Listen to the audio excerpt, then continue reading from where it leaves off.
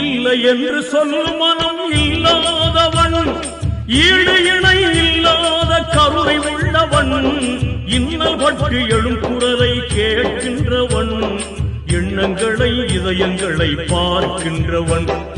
இறைவனிடம் கையேந்துங்கள், அவன் இல்லை என்று சொல்லுவதில்லை.